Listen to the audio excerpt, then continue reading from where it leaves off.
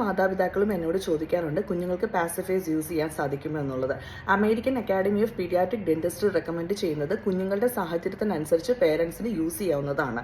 എന്ന് വെച്ചാൽ ചില കുഞ്ഞുങ്ങൾ പ്രീ ടൈം ബേബീസ് ഒക്കെ ആകുമ്പോൾ അവർക്ക് സക്കിംഗ് റിഫ്ലെക്സ് ആയി വരാൻ വേണ്ടിയിട്ട് ഞൊണച്ചിൽ വരാൻ നമുക്ക് യൂസ് ചെയ്യാവുന്നതാണ്. മേജർ സർജിക്കൽ പ്രൊസീജിയറിലൂടെ പോകുന്ന ഒരു കുഞ്ഞിനൊരു വേദന ചെയ്യാൻ വേണ്ടിയിട്ട് ഒരു അനാൽജസിക് ഇഫക്റ്റിന് വേണ്ടിയിട്ട് യൂസ് ചെയ്യാവുന്നതാണ്.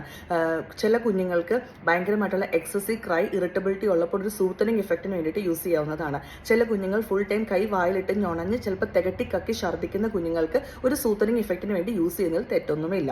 പക്ഷേ പെർസിസ്റ്റൻസ് ഓഫ് യൂസ് വന്നു കഴിയുമ്പോൾ ഏകദേശം ഒരു 12 മാസത്തിന് ശേഷം ഇതിങ്ങനെ സിവിയർ ആയിട്ട് യൂസ് ചെയ്ത് കഴിയുമ്പോൾ ചില കുഞ്ഞുങ്ങൾക്ക് ഇതുകൊണ്ട് പ്രഷർ വേരിയേഷൻ കാരണം ഓട്ടൈറ്റിസ് മീഡിയ വരാം, ചെവിക്കകത്ത് ഇൻഫെക്ഷൻ വരാം.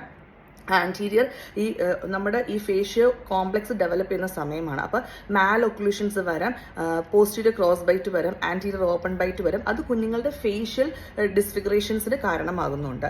അപ്പം പിന്നെ നമ്മൾ ഉപയോഗിക്കുന്ന ആൾക്കാരുടെ ശ്രദ്ധയും സുരക്ഷയും. കാരണം കുഞ്ഞിനെ സാധനം വായിൽ വെച്ച് കൊടുത്തു, കുഞ്ഞ് കുറച്ചു നേരം കഴിയുമ്പോഴത്തേക്ക് അല്ലെങ്കിൽ കുറച്ചൊന്നും എടുത്ത് മാറ്റാൻ സമയമാകുമ്പോൾ കുഞ്ഞതെടുത്ത് വലിച്ചെറിയുന്നു, നിലത്ത് വീഴുന്ന സാധനം നമ്മൾ അറിയാതെ വീണ്ടും എടുത്ത് വായിൽ വെക്കുന്നു. അപ്പോൾ അണുബാധ വരാനുള്ള സാധ്യതകളുണ്ട്. അപ്പോൾ പേരൻസ് ഇതിൻ്റെ സേഫ്റ്റി മനസ്സിലാക്കി നല്ല സാധനങ്ങൾ, അതായത് നല്ല ബ്രാൻഡ് നോക്കി അത് പ്രോപ്പറായിട്ട് സ്റ്റെറിലൈസ് ചെയ്ത് സ്റ്റെറൈൽ ടെക്നിക്കൽ യൂസ് സാഹചര്യത്തിനനുസരിച്ച് യൂസ് ചെയ്യാം. പക്ഷേ പെർസിസ്റ്റൻസ് പാടില്ല.